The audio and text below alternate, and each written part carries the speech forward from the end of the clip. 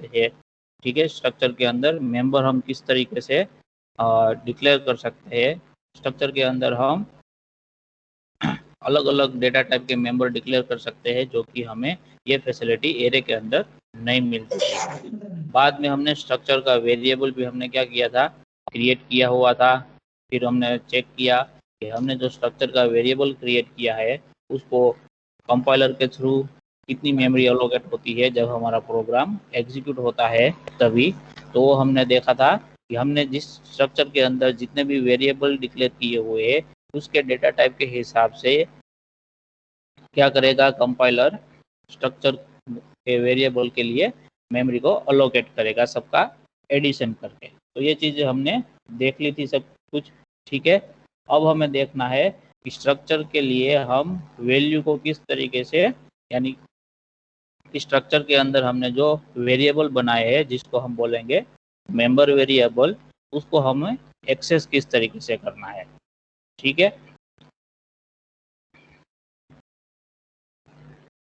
तो उसके लिए हम हमारा जो लास्ट टाइम का एग्जांपल था उसी को हम ले लेते हैं। यहाँ पर हमारे पास एग्जांपल है स्ट्रक्चर का। ठीक है, तो स्ट्रक्चर स्टूडेंट हमने यहाँ पर बनाया था, उसके अंदर हमारे पास 5 अलग अलग वेरिएबल थे। हर एक वेरिएबल में हम कोई ना कोई इन्फॉर्मेशन स्टूडेंट के रिगार्डिंग स्टोर करवाते थे। पहली में था रोल नंबर, फिर नेम, फिर एज, फिर ब्रांच एंड सिटी। तो इसी के लिए अगर हमें हमारे कोई भी स्टूडेंट की वैल्यू को हमें स्टोर करवाना है स्ट्रक्चर मेंबर के अंदर, तो वो किस तरीके से हम करवा सकते हैं, तो हम यहाँ पर देखेंगे। तो फॉर एग्जांपल हमारे पास क्या है, स्ट्रक्चर है, उसका नाम है स्टूडेंट और उसका जो वेरिएबल है वो हमने S1 करके क्रिएट किया हुआ है। ठीक है, तो हमारे स्टूडेंट नाम के स्ट्रक्चर के अंदर कौन कौन सी इंफॉर्मेशन है कि एक तो है हमारे पास रोल नंबर, दूसरा है स्टूडेंट का नेम, फिर स्टूडेंट का एज, फिर स्टूडेंट का ब्रांच है और फिर है स्टूडेंट का सिटी है। इनमें से रोल नंबर जो है उसका डेटा टाइप इंटीजर रखा है हमने, एज का डेटा टाइप हमने फ्लोट कंसीडर किया हुआ है, ये जो नेम है उसके लिए हमने कैरेक्टर एरे लिया हुआ है, उसका साइज हमने 100 रखा हुआ है। ब्रांच के लिए भी हमने कैरेक्टर एरे कंसीडर किया है, उसका साइज हमने 25 रखा है। और सिटी के लिए हमने क्या किया हुआ है, अगेन कैरेक्टर लिया हुआ है, उसके लिए हमने साइज रखा है 40 का। ठीक है, तो इस तरीके से अगर टोटल हम कैलकुलेट करते थे तो 171 होता है, लेकिन according to compiler round off क्या होता है, तो मेमोरी में उसका साइज है वो 176 होता है। कंपाइलर क्या करता है, जो 171 है उसको 8 के मल्टीपल में राउंड ऑफ करके जो मेमोरी है वो क्या करता है, ऑक्यूपाई करता है। तो इसलिए 171 की जगह मेमोरी कितनी ऑक्यूपाई होगी, 176 बाइट्स की मेमोरी यहाँ पर ऑक्यूपाई होगी हमारे ये S1 वेरिएबल के लिए, जो कि हमारा उसका टाइप क्या है, स्टूडेंट।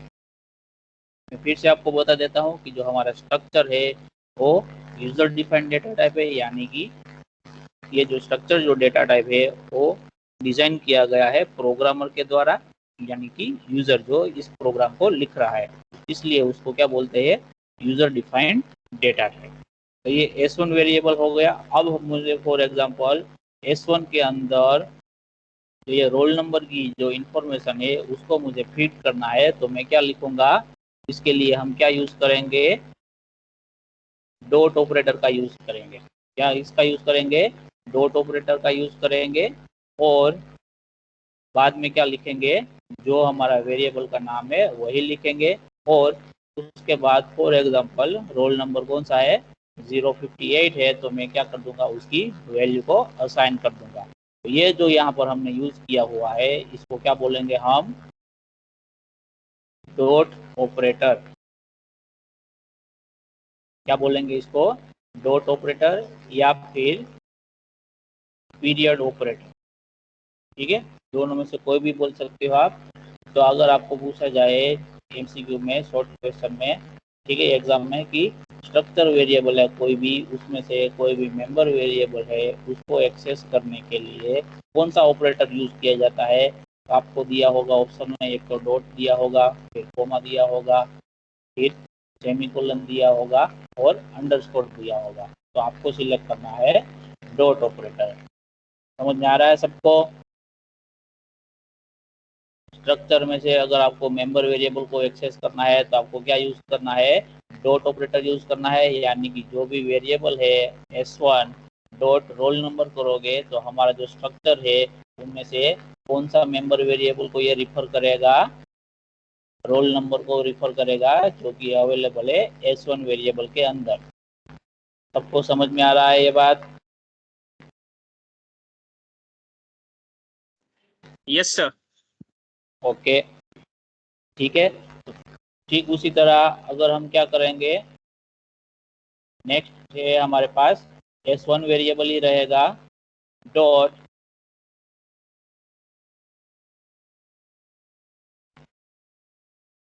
s1 डॉट नेक्स्ट क्या है हमारे पास? नेम है। ठीक है, s1 डॉट क्या है नेक्स्ट हमारे पास? नेम है। तो मैं क्या करूंगा यहाँ पर, s1 dot name is equal to क्या लिखता हूं मैं? कोई भी एक नाम बताओ अपना।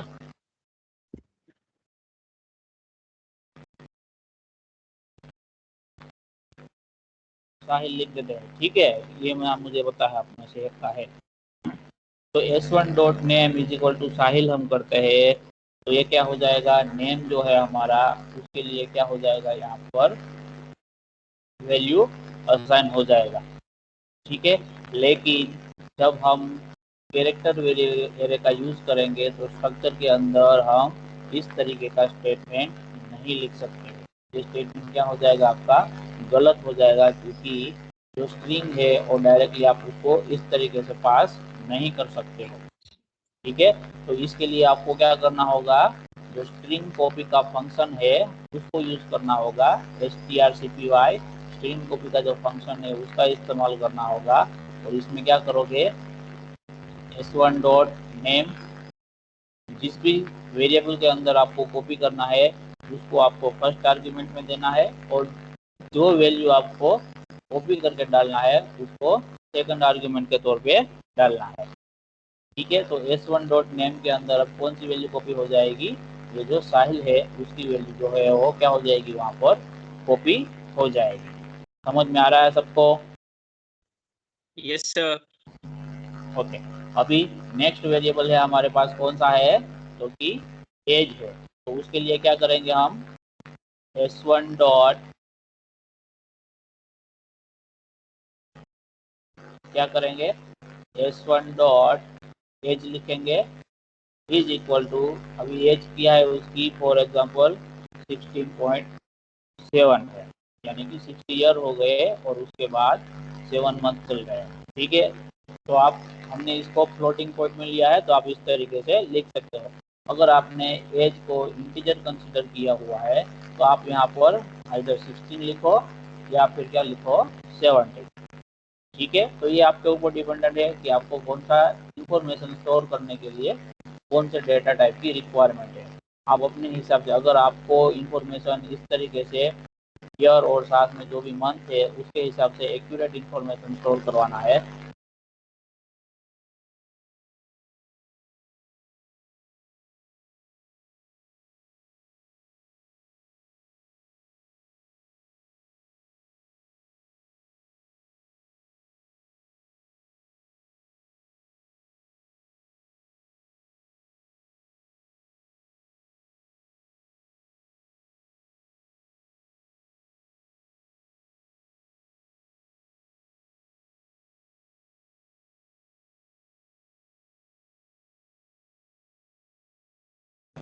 either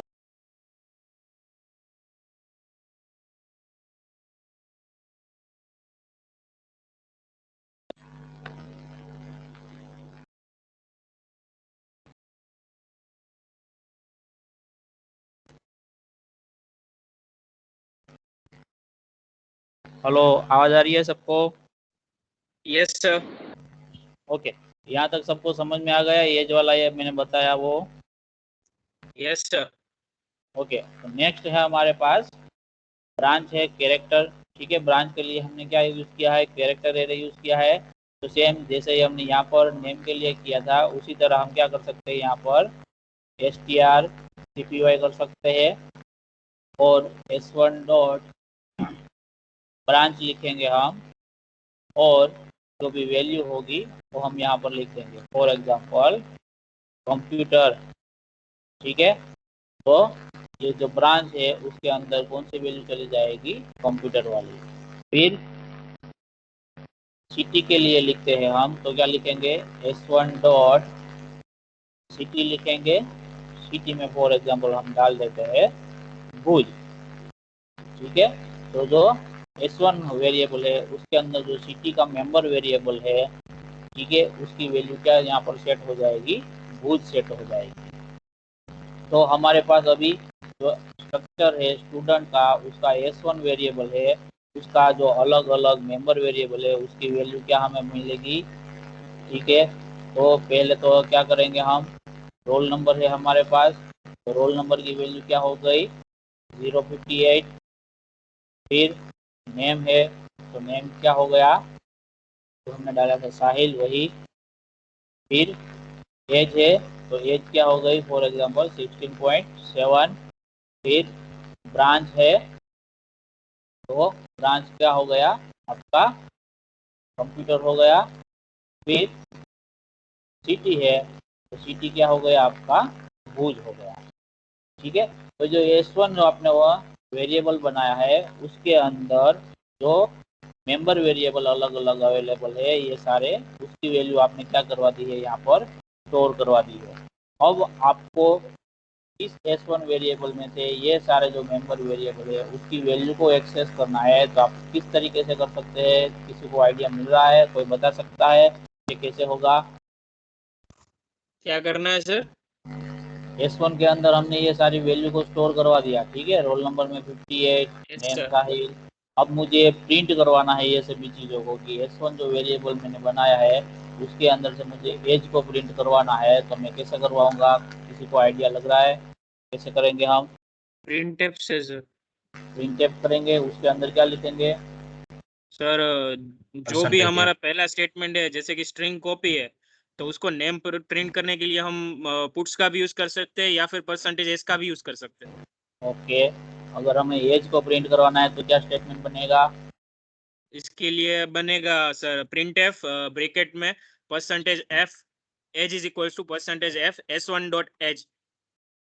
ओके, यहाँ पर क्या लिखेंगे हम? s1 डॉट एज लिखेंगे। ठीक है, जिस तरीके से हम s1 dot name, s1 dot roll number, s1 dot age हम स्टोर करवाने के लिए लिख रहे थे, उसी तरह उसको एक्सेस करने के लिए भी हम क्या करेंगे? डॉट ऑपरेटर जो हमारा है उसका इस्तेमाल करेंगे। ठीक है, समझ में आ रहा है सबको? हम किसका यस इस्तेमाल सर। करेंगे? डॉट ऑपरेटर का इस्तेमाल करेंगे किसी भी वैल्यू को एक्सेस करने के लिए हमारे स्ट्रक्चर वेरिएबल में से। समझ में आ रहा है सबको? Yes sir. तो अभी इसके लिए हम प्रोग्राम बनाते हैं। ठीक है,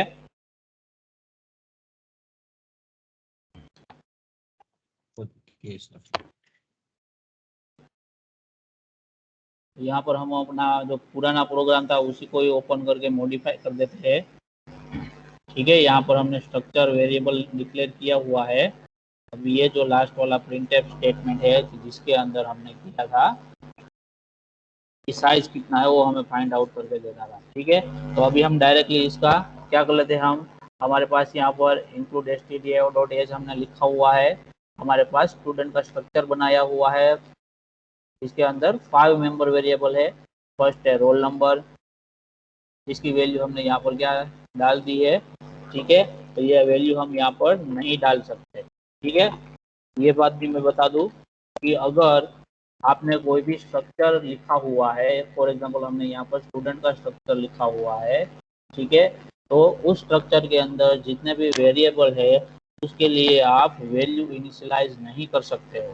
ठीक है, हमने यहाँ पर क्या किया हुआ है? ये जो रोल नंबर हमारा स्ट्रक्चर का मेंबर वेरिएबल है उसके लिए हमने क्या किया, यहाँ पर वैल्यू उसको इनिशियलाइज कर दी कि 56। तो ये क्या हो जाएगा, गलत हो जाएगा।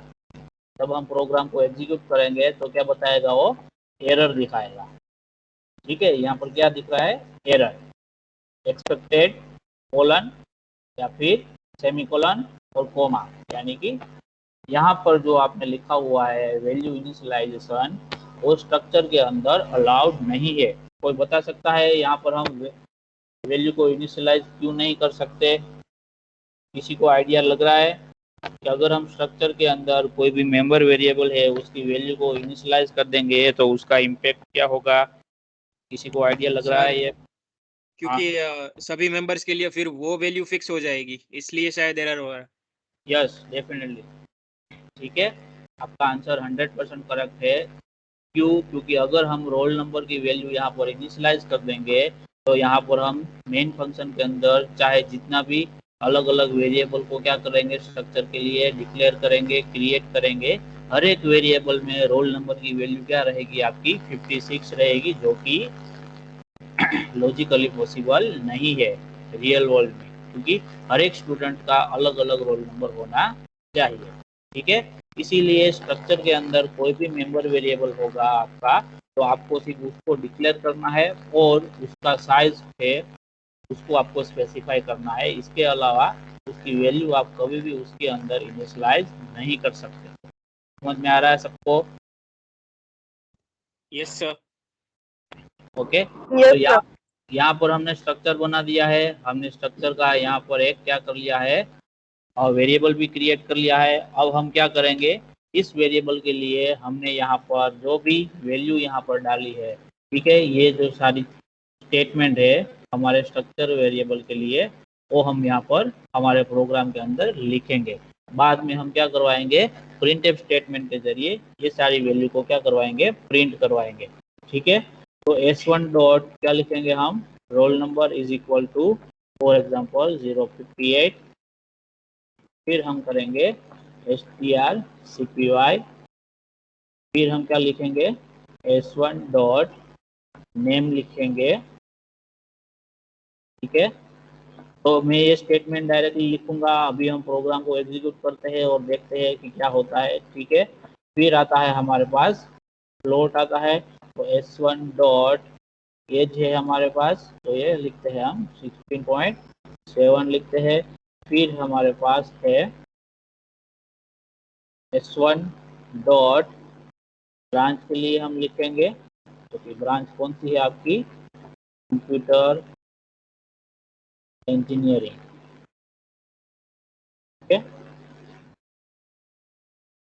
फिर नेक्स्ट आएगा आपके पास सिटी के लिए, तो सिटी हम कंसिडर करते हैं फॉर एग्जांपल भूज सिटी है। ठीक है, तो ये वैल्यू हमने सारी डाल दी यहाँ पर। ठीक है, अब हमें क्या करवाना है, ये जो हमारा S1 वेरिएबल है उसके अंदर से बाद में हम क्या करवाएंगे, सारी वैल्यू को प्रिंट करवाएंगे। तो उसके लिए हम क्या करेंगे, प्रिंटफ के स्टेटमेंट का यूज करेंगे। %s पे हमें क्या करना है, रोल नंबर को प्रिंट करवाना है। इसका डेटा टाइप हमने कौन सा कंसिडर किया हुआ है, इंटीजर किया हुआ है, तो %d फॉर्मेट स्पेसिफायर का हम इस्तेमाल करेंगे। तो यहाँ पर क्या लिखेंगे, S1 डॉट रोल नंबर लिखेंगे, फिर लिखेंगे प्रिंटफ। अगर हमें कैरेक्टर एरे को प्रिंट करवाना है तो उसके लिए हम %s लिख सकते हैं या फिर पुट s का भी इस्तेमाल कर सकते हैं। यहाँ पर हम %s का इस्तेमाल करते हैं प्रिंटफ स्टेटमेंट में। ठीक है, तो अब हमें यहाँ पर क्या करना है, जो कैरेक्टर एरे है उसका नाम सिर्फ पास करना है, फिर प्रिंटफ लिखेंगे। नेक्स्ट है हमारे पास क्या है, %f है, और हाँ हमारे पास क्या है, फ्लोट वेरिएबल है। यहाँ पे हम .2 लिख देते हैं, यानी कि जो हमारा डेसिमल प्लेस होगा, डेसिमल पॉइंट होगा, उसके बाद 2 डिजिट ही वो दिखाएगा। ठीक है, तो S1 डॉट एज लिख देते हैं। उसके बाद हम प्रिंट करवाते हैं, %s रखते हैं हम। फिर क्या करते हैं, हमारे पास क्या है, S1 डॉट ब्रांच लिख देते हैं हम। फिर प्रिंटफ है हमारे पास, उसके लिए भी %s फॉर्मेट स्पेसिफायर रखते हैं, S1 डॉट सिटी का इस्तेमाल करते हैं हम। ठीक है, यहाँ पर आगे सब में हम क्या कर देते हैं,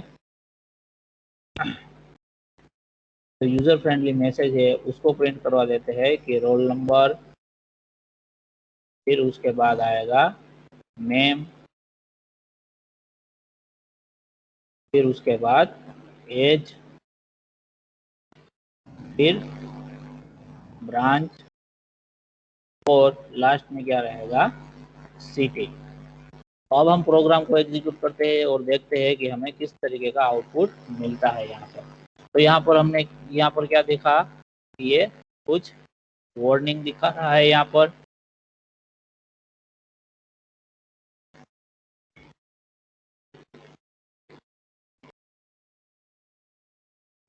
यहाँ पर क्या दिखाया, इनवैलिड डिजिट, क्योंकि हमने अगर 0 लगाया तो उसने उसको ऑक्टल में कंसीडर कर लिया है। तो ये एक हमारा जो एरर था वो चला गया, पहला एरर। अब दूसरा एरर आपको कहाँ पर दिखा रहा है, यहाँ पर ये वाला implicit declaration of function strcpy, strcpy function, ठीक है। Warning, incompatible implicit declaration of built-in function strcpy not include string dot h और provide declaration of strcpy। तो ये लाइन आपका जो है उसको नोट करने का जरूरत है आपको। यहाँ पर क्या क्लियरली बोला गया है कि अगर आपका जो strcpy वाला ये जो फंक्शन है उसको आपने खुद से यूजर डिफाइंड फंक्शन तो नहीं बनाया है हमने प्रोग्राम में, ठीक है। तो आपको क्या करना चाहिए, ये जो strcpy वाला फंक्शन है वो हमारी string.h हेडर फाइल है उसके अंदर अवेलेबल है, तो आप इसको इंक्लूड करो। अगर इंक्लूड नहीं करना है तो क्या करना है आपको, क्या करना है, डिक्लेरेशन प्रोवाइड करना है। किसका डिक्लेरेशन प्रोवाइड करना है, तो कि हमने जो strcpy फंक्शन लिखा हुआ है उसका डिक्लेरेशन आपको वहां पर प्रोवाइड करना है। तो हमें क्या करना है, हमें फंक्शन नहीं लिखना है, हमें रेडीमेड फंक्शन है उसको इस्तेमाल करना है। तो हम क्या कर देंगे, ये जो string.h हेडर फाइल है उसको हम क्या कर देंगे, हमारे प्रोग्राम के अंदर ऐड कर देंगे, ठीक है। यहाँ पर क्या कर देंगे हम, इंक्लूड string.h। अब हम प्रोग्राम को एग्जीक्यूट करेंगे तो अभी क्या आ रहा है, name is undeclared first use in this function. Struct आएगा सर यहाँ पर। यस,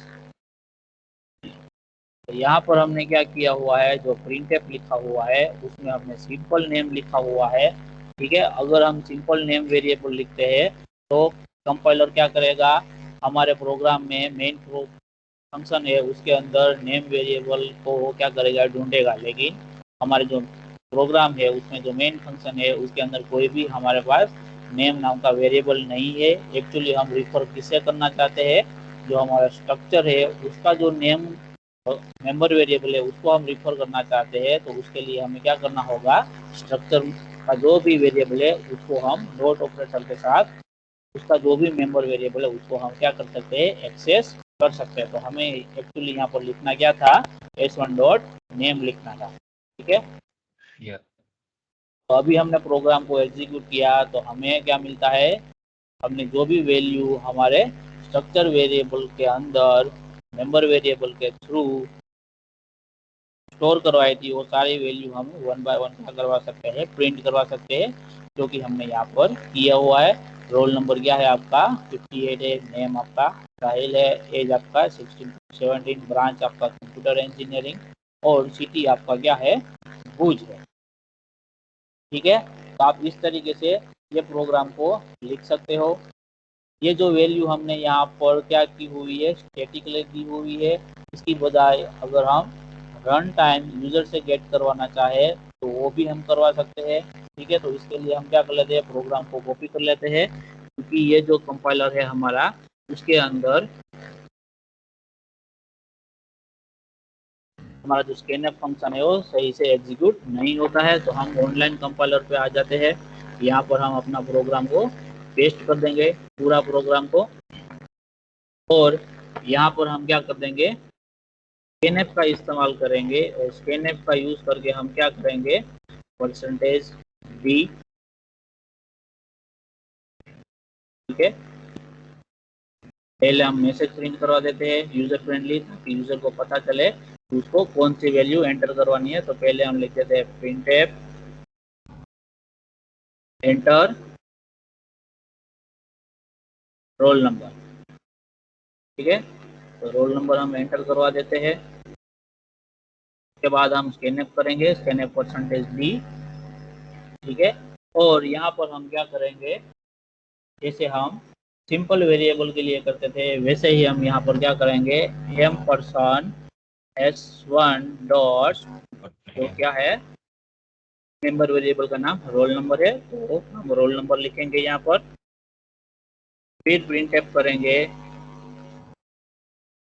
और यहाँ पर लिख देंगे कि एंटर नेम। आपको क्या करना है, नेम की वैल्यू जो है उसको एंटर करना है, तो उसके लिए भी हम क्या कर लेंगे, स्कैनएफ लिख देंगे। ठीक है, यहाँ पर आप गेटेस भी लिख सकते हो, %s। और यहाँ पर हम m% नहीं लिखेंगे, क्योंकि स्ट्रिंग के लिए हमने %s जो है एक फॉर्मेट स्पेसिफायर उसका इस्तेमाल किया है, तो उस टाइम पे हमें m% का साइन यूज नहीं करना है। तो हम सिर्फ लिखेंगे s1 डॉट नेम लिखेंगे, फिर प्रिंटफ करेंगे और मैसेज प्रिंट करवाएंगे कि एंटर एज। उसकी वैल्यू भी हम क्या कर लेंगे, स्कैनअप करके गेट करवा लेंगे। उसके लिए हम क्या करेंगे, %f का इस्तेमाल करेंगे, क्योंकि हमने एज के लिए फ्लोट डेटा टाइप को कंसिडर किया हुआ है, तो फ्लोट के लिए हम m% का यूज करेंगे। तो s1 डॉट एज लिख देंगे यहाँ पर। फिर हम करेंगे प्रिंटफ, फिर से हम प्रिंट करवाएंगे कि एंटर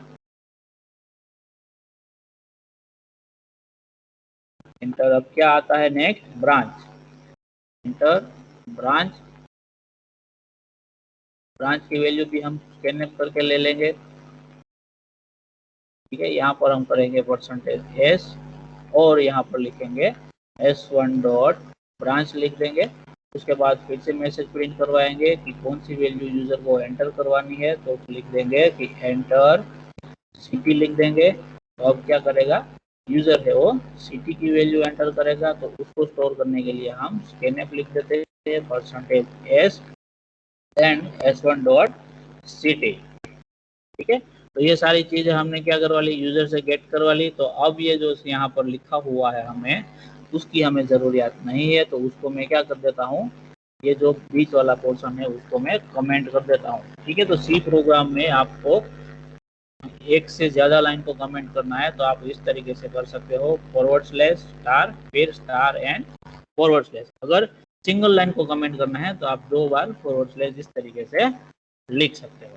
ठीक है, तो अब हम क्या करेंगे, हमारे इस प्रोग्राम को एग्जीक्यूट कराएंगे और देखेंगे अब हमारा जो स्ट्रक्चर का जो वेरिएबल है उसकी सारे मेंबर वेरिएबल की वैल्यू हम क्या करवाएंगे, रन टाइम हमारे प्रोग्राम के अंदर इनपुट के तौर पे देंगे। ठीक है, तो रोल नंबर में 58 डालता हूँ, वही नेम में डाल देता हूँ जो हमने पहले ही कंसिडर किया हुआ है। सारी डिटेल में पहले जो कंसिडर की हुई थी वही मैं डालता हूँ।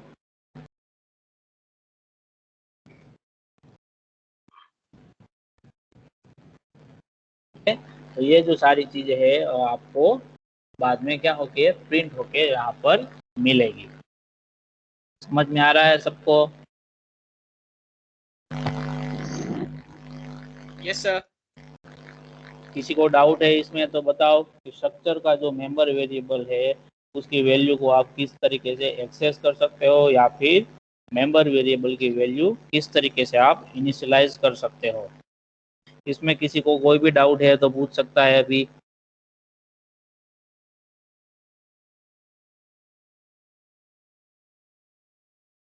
है किसी को कोई doubt? No sir. No sir.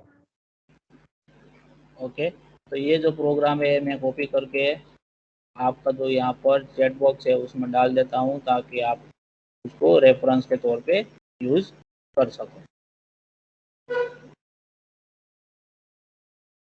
Okay sir.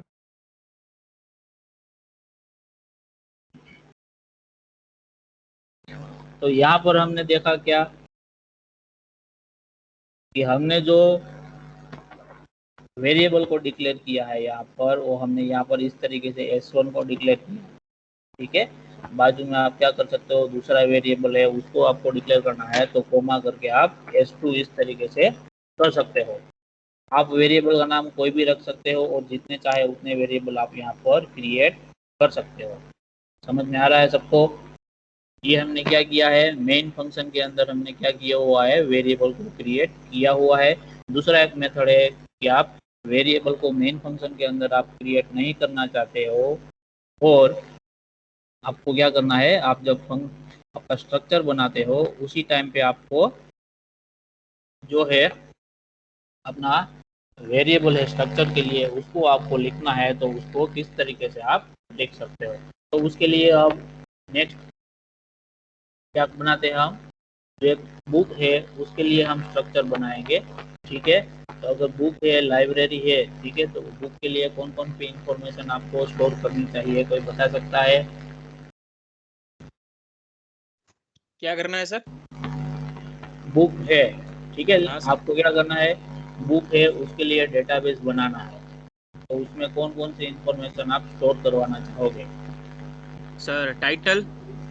Yes, पहला तो क्या होगा, आपका बुक का टाइटल होगा, ठीक है। फिर सर पब्लिशर। ऑथर। ऑथर, ठीक है, पब्लिशर, ऑथर, ठीक है, राइटर यानी कि आपकी बुक किसने लिखी है वही। फिर फिर आपको सर क्या बुक करवाना नंबर है, दे सकते। हाँ। बुक कोर्स नंबर भी कंटेंट। दे सकते हो आप, प्राइस आपका क्या है वो देखोगे, ठीक है। Yes sir.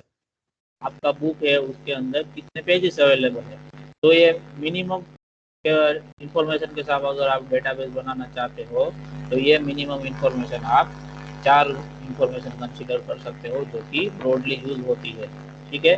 पहला है आपका बुक का टाइटल, दूसरा ऑथर यानी कि आप जिस बुक के बारे में बात कर रहे हो उस बुक को लिखा किसने है, और उस बुक का प्राइस क्या है, और उस पर्टिकुलर बुक के अंदर कितने पेजेस है, ठीक है। उसके बाद में आप क्या कर सकते हो, नेक्स्ट में आप बुक नंबर भी दे सकते हो कि हर एक बुक के लिए आप यूनिक नंबर देना चाहो तो वो भी दे सकते हो, सर ठीक है। लैंग्वेज। हाँ, फिर आपकी बुक है वो कौन सी लैंग्वेज के अंदर लिखी गई है वो भी आप लिख सकते हो। तो ये जितने जितने आप क्या करोगे, उसको एनालिसिस करोगे, ठीक है, डेटाबेस को बनाने के लिए उतनी ज़्यादा इंफॉर्मेशन आपको मिलती जाएगी। लेकिन अभी यहाँ पर हमें अंडरस्टैंडिंग पर्पज के लिए ये जो फर्स्ट 4 इंफॉर्मेशन है जो हमने रेड से लिखा हुआ है उसको हम कंसिडर करते हैं। हमें स्ट्रक्चर बनाना है, उसका नाम हम क्या रखेंगे, बुक रखेंगे। किस तरीके से हम लिखेंगे, सिंटेक्स किसी को पता है, स्ट्रक्चर को डिफाइन करने के लिए क्या लिखेंगे हम? Struct book sir. Yes, structure को डिफाइन करने के लिए आपको क्या लिखना है, स्ट्रक्ट कीवर्ड लिखना है। इसी से ही कंपाइलर को पता चलेगा कि यहाँ पर जो प्रोग्रामर ने लिखा है वो क्या लिखा हुआ है, स्ट्रक्चर लिखा हुआ है, ठीक है। तो यहाँ पर हमने बुक लिख दिया है। अब हमें क्या करना है, यहाँ पर कर्ली ब्रेसेस ओपन कर देने हैं और जो स्ट्रक्चर हम लिखना चाहते हैं उसके अंदर जो भी इंफॉर्मेशन हम स्टोर करवाना चाहते हैं वो इंफॉर्मेशन हम क्या करवाएंगे, यहाँ पर स्टोर करवाएंगे। तो टाइटल जो है हमारा वो क्या है, कैरेक्टर के फॉर्म में होता है, ठीक है, अल्फाबेट में होता है। तो उसके लिए हम क्या लिखेंगे, कैरेक्टर डेटा टाइप का इस्तेमाल करेंगे। लेकिन कैरेक्टर डेटा टाइप एक ही बाइट को ऑक्यूपाई करेगा, तो इसके लिए हम एरे का यूज करेंगे। क्या यूज करेंगे, कैरेक्टर एरे का यूज करेंगे। फॉर एग्जांपल टाइटल जो है उसके अंदर आप मैक्सिमम 100 कैरेक्टर का जो टाइटल है उसको आप क्या कर सकते हो, रख सकते हो, ठीक है। 100 से ज़्यादा कैरेक्टर का टाइटल का इस्तेमाल आप नहीं कर सकते हो। तो इसके लिए हमने जो टाइटल कैरेक्टर एरे लिया उसकी साइज हमने क्या रख दी, यहाँ पर 100 कंसिडर कर ली हुई है। दूसरा क्या है आपके पास, ऑथर है, तो ये भी क्या है आपका कैरेक्टर टाइप का हो। इसके लिए भी हमें डेटा टाइप लेना होगा क्योंकि ये भी क्या है, अल्फ़ाबेट होंगे उसमें भी सारे। तो उसके लिए भी हम क्या कर देते हैं, हम एक कैरेक्टर एरे को डिफाइन कर देते हैं। फॉर एग्जांपल कोई भी ऑथर का नाम होता है वो 50 कैरेक्टर के अंदर आ जाता है तो हम उसके लिए 50 कंसिडर करते हैं। फिर हमारे पास प्राइस होगा, तो प्राइस के लिए मुझे कौन सा डेटा टाइप लेना चाहिए, कोई बता सकता है? सर इंटीजर चलेगा? जनरल सिनेरियो में फ्लोट भी आपको ले सकते हैं सर। जब कभी भी आप प्रोग्राम बनाओ तो आपको जनरल सिनेरियो को ही कंसीडर करना है, ठीक है। तो प्राइस आपकी इंटीजर में हो सकती है, लेकिन हर एक केस में आपकी जो बुक है उसकी प्राइस इंटीजर में नहीं हो सकती है, ठीक है। आप राउंड अप करके अगर इसको इंटीजर में कन्वर्ट करते हो तो कोई बात नहीं, लेकिन इन जनरल केस में हम लिखेंगे तो जो प्राइस होगा वो कहाँ पर आएगा, उसके लिए हम फ्लोट डेटा टाइप का ही इस्तेमाल करेंगे, ठीक है। तो यहाँ पर लिखेंगे फ्लोट और प्राइस। फिर पेजेस के लिए हम कौन सा डेटा टाइप यूज करेंगे, कोई बता सकता है? टीजर होगा सर, पेजेस तो फिक्स होते हैं, उसका कोई यस, फ्रैक्शन नहीं होता। पेजेस के लिए हम क्या यूज करेंगे, इंटीजर डेटा टाइप का यूज करेंगे, क्योंकि पेज नंबर है वो रियल नंबर में नहीं आते, वो क्या होंगे, ऑलवेज इंटीजर ही होंगे। तो यहाँ पर इंटीजर पेजेस हमने लिख दिया, हमारा स्ट्रक्चर क्या हो गया, यहाँ पर कंप्लीट हो गया, ठीक है। तो ये हमारा स्ट्रक्चर हमने लिख दिया। अगर स्ट्रक्चर जब हम डिफाइन करते हैं उसी टाइम पे हमें पता चल गया होता है कि फॉर एग्जांपल मुझे क्या करना है, 3 बुक है, अलग अलग 3 बुक्स है, उसके लिए मुझे क्या करना है, डेटाबेस तैयार करना है। तो मेरे इस स्ट्रक्चर का कितने वेरिएबल बनेंगे, 3 वेरिएबल बनेंगे, ये मुझे पहले से ही पता है। तो जब मैं स्ट्रक्चर डिफाइन करूंगा तब मैं क्या कर दूंगा, उन सारे वेरिएबल का नाम यहाँ पर लिख दूंगा, B1 B2 B3 and last में क्या करूंगा, मैं सेमीकोलन करूंगा। तो ये क्या हो गया, B1 B2 B3, ये सारे वेरिएबल हो गए। किसके वेरिएबल हो गए, तो कि हमारा जो बुक नाम का जो स्ट्रक्चर हमने बनाया है उसका वेरिएबल ये बन गया B1 B2 एंड B3। इसके लिए आपको मेन में अलग से डिक्लेरेशन स्टेटमेंट लिखने की ज़रूरत नहीं है, जो हम लिखते थे इस तरीके से, बुक B1 B2 B3। अगर आप यहाँ पर डिक्लेयर नहीं करते हो वेरिएबल, तो आपको क्या करना होगा, आपका जो मेन फंक्शन होगा उसके अंदर क्या करना होगा, इस तरीके से आपको वेरिएबल को डिक्लेयर करना होगा आपके स्ट्रक्चर के लिए, ठीक है। अगर आपको मेन फंक्शन के अंदर ये डिक्लेरेशन नहीं करना है तो आप क्या कर सकते हो, जब आपने स्ट्रक्चर डिफाइन किया हुआ है उसी टाइम पे आप वेरिएबल को भी क्या कर सकते हो, डिक्लेयर कर सकते हो। बाद में उन सारे वेरिएबल को आप क्या कर सकते हो, मैं अपना जो मेन फंक्शन है आपका सी प्रोग्राम का उसके अंदर से एक्सेस कर सकते हो, जैसे कि हमने पहले किया था। For example B1 dot title इस तरीके से, फिर B1 डॉट प्राइस।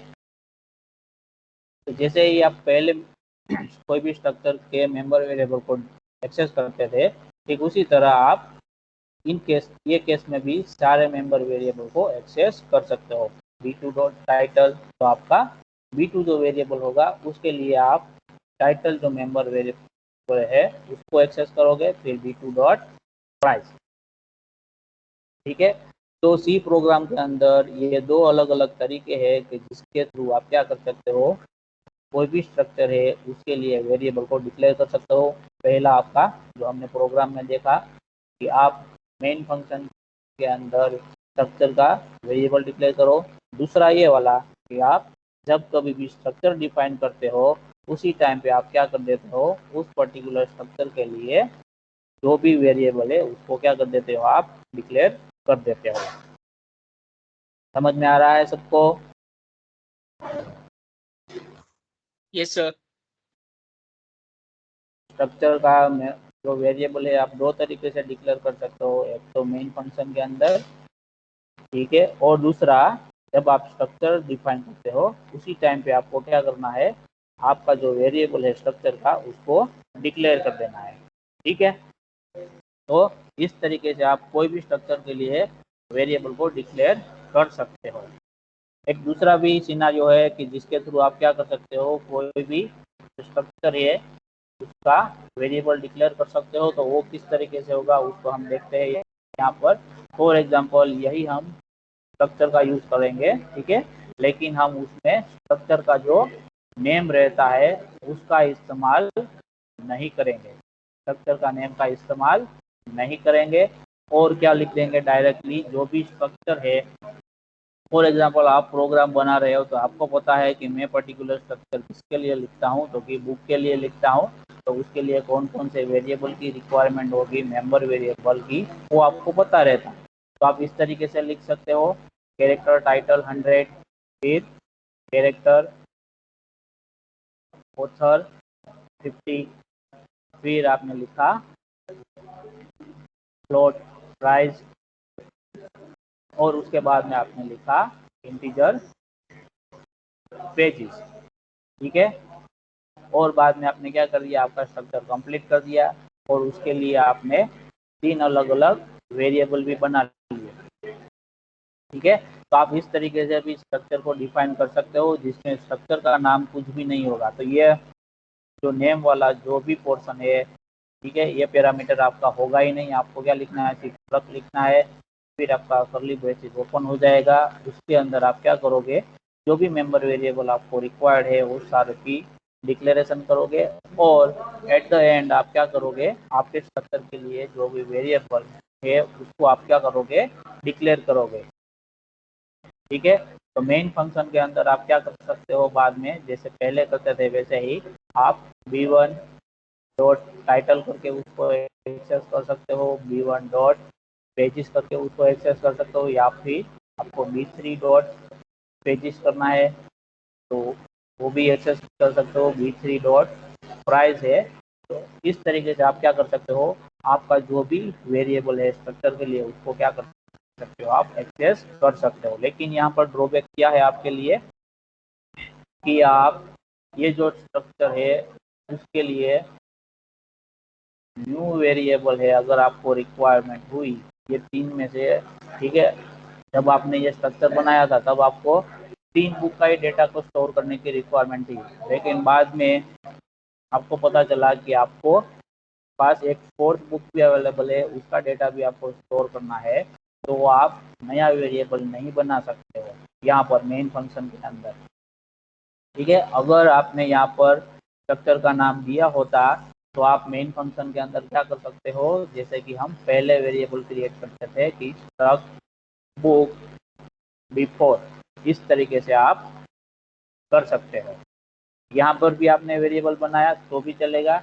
अगर आपको एक्स्ट्रा वेरिएबल की रिक्वायरमेंट है तो आप मेन फंक्शन के अंदर भी नया वेरिएबल बना सकते हो, तब जब आपने स्ट्रक्चर का नेम लिखा होगा तभी। अगर आप विदाउट स्ट्रक्चर नेम डायरेक्टली इसको डिफाइन करते हो तो आप मेन फंक्शन के अंदर उस स्ट्रक्चर के लिए वेरिएबल क्रिएट नहीं कर सकते हो। समझ में आ रहा है सबको? Yes sir. तो ये एक सिनारियो है कि इस तरीके से भी आप स्ट्रक्चर है उसको डिफाइन कर सकते हो, लेकिन हम हमारे जो प्रोग्राम बनाएंगे उसमें ज़्यादातर या फिर ऑलवेज हम क्या करेंगे, हम स्ट्रक्चर का नाम क्या लिखेंगे, ऑलवेज लिखेंगे, ठीक है। विदाउट नेम हम स्ट्रक्चर का इस्तेमाल कभी भी नहीं करेंगे। समझ में आ रहा है सबको? ये एक सिनारियो है, ये आपको पता होना चाहिए कि इस तरीके से भी स्ट्रक्चर को डिफाइन किया जा सकता है वेरिएबल के साथ। लेकिन हम स्टैंडर्ड सिनारियो में हमारे प्रोग्राम के अंदर जो भी स्ट्रक्चर बनाएंगे उसमें हम स्ट्रक्चर का नाम कंपल्सरी इस्तेमाल करेंगे, ठीक है। ये एक स्टैंडर्ड सिनारियो है। समझ में आ रहा है सबको यहाँ तक? जी sir. Yes sir. Yes sir. तो आज का सेशन हम यहाँ तक रखते हैं। हम जो नेक्स्ट सेशन हमारा कल होगा उसमें हम देखेंगे कि स्ट्रक्चर है हमारा, उसको हम डायरेक्टली जब हम डिफाइन करते हैं, यानी कि वेरिएबल हम डिक्लेयर करते हैं, उसी टाइम पे अगर हमें क्या करना है, उसको वैल्यू को इनिशियलाइज करना है। फॉर एग्जांपल हमने यहाँ पर क्या किया, बिफोर वेरिएबल को हमने डिक्लेयर किया, उसी टाइम पे मुझे क्या करना है, ये बिफोर वेरिएबल है उसके अंदर कितने मेंबर वेरिएबल है, जो कि ये चारों के चारों मेंबर वेरिएबल है। कौन कौन से, जो कि title, author, price and pages, ये चारों के चारों मेंबर वेरिएबल की वैल्यू जब मैं ये बिफोर वेरिएबल को क्रिएट करूँ उसी टाइम पे मुझे क्या करना है, इनिशियलाइज करना है तो कैसे कर सकते हैं। ठीक है, अब तक हमने क्या किया कि हमने पहले उसको क्रिएट कर दिया। ठीक है, बाद में हमने क्या किया, इस तरीके से बिफोर डॉट टाइटल करके स्कैनअप करके टाइटल की वैल्यू हमने गेट करवाई, फिर उसके अंदर स्टोर करवाया, फिर before dot price is equal to हमने समथिंग यहाँ पर लिखा 30.90 फॉर एग्जाम्पल। फिर बिफोर डॉट पेजेस की बात करें हम तो 176 पेजेस है फॉर एग्जाम्पल। तो इस तरीके से हमने क्या किया, one by one member variable की वैल्यू को हमने क्या करवाया, इनिशियलाइज करवाया। लेकिन जब हम वेरिएबल को डिक्लेयर करें उसी टाइम पे सारे मेंबर जो वेरिएबल है उसकी वैल्यू को इनिशियलाइज करना है, तो किस तरीके से करेंगे हम, वो हम कल जो हमारा सेशन होगा उसमें हम उसको डिस्कस करेंगे। ठीक है, यहाँ तक किसी को कोई भी डाउट है तो पूछ सकता है अभी।